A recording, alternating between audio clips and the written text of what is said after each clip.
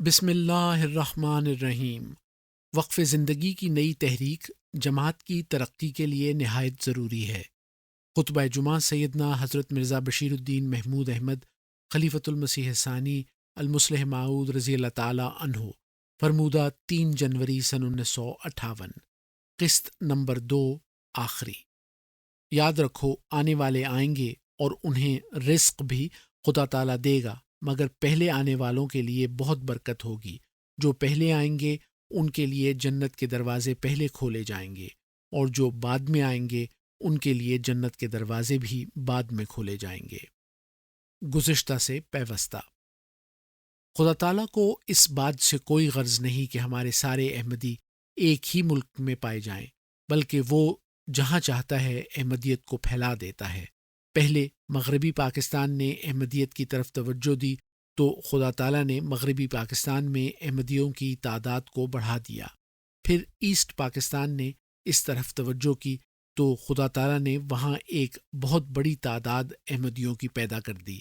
پھر اس نے احمدیت کو Sierra Leone, Ghana, Nigeria, Trinidad, British Guiana, French Guiana, Dutch Guiana, USA، west اور ایسٹ افریقہ اور دوسرے علاقوں میں پھیلانا شروع کر دیا۔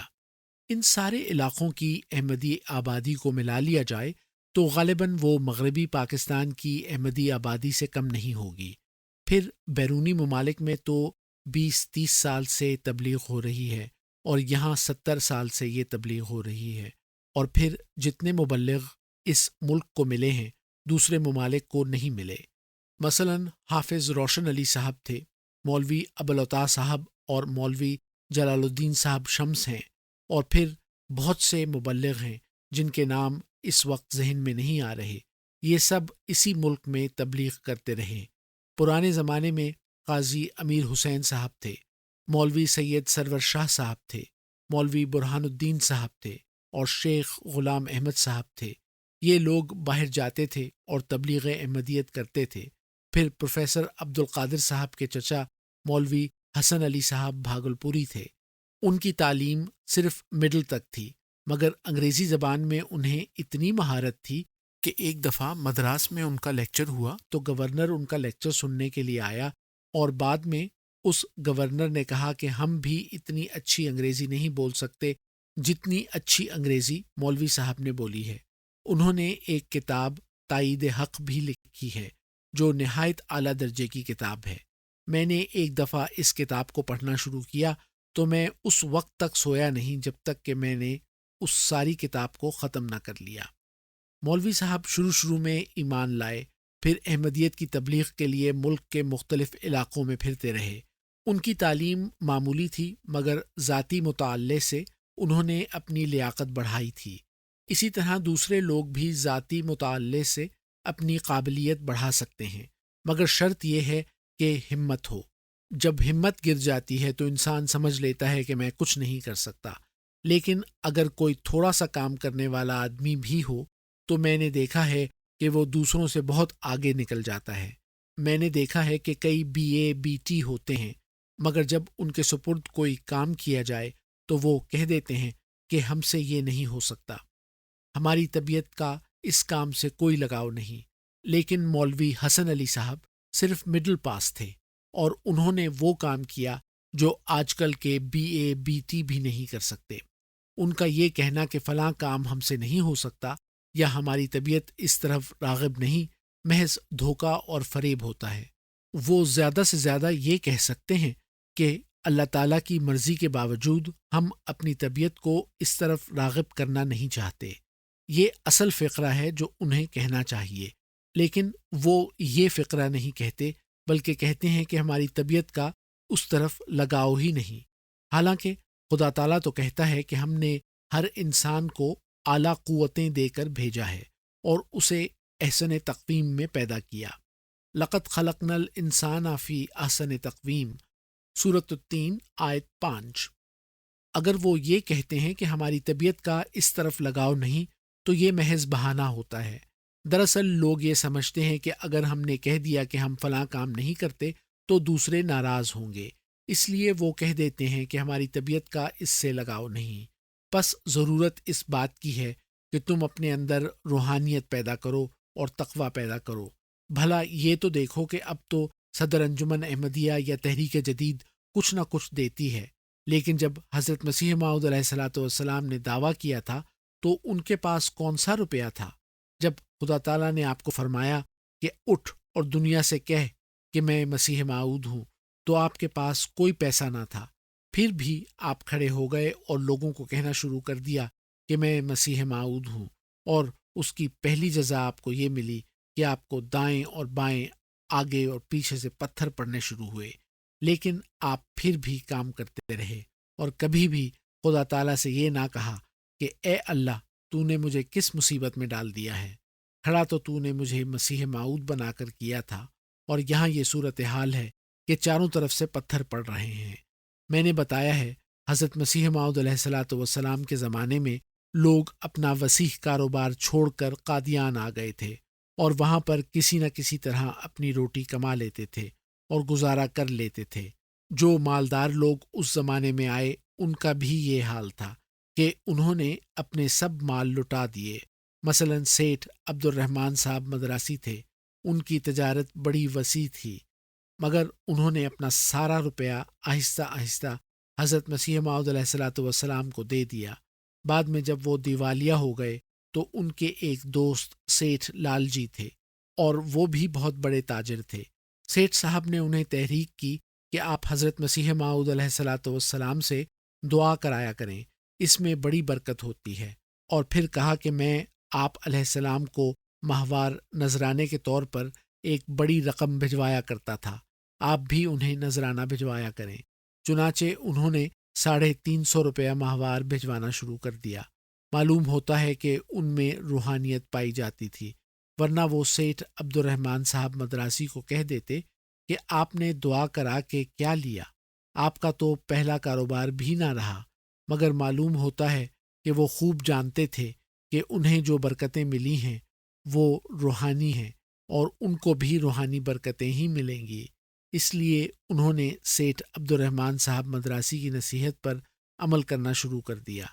پھر ہمارے ایک دوست چودھری رستم علی صاحب تھے، پہلے وہ سپاہی تھے، پھر کانسٹیبل ہو گئے، اور پھر انسپیکٹر بنے، پھر پروسیکیوٹنگ انسپیکٹر بنے۔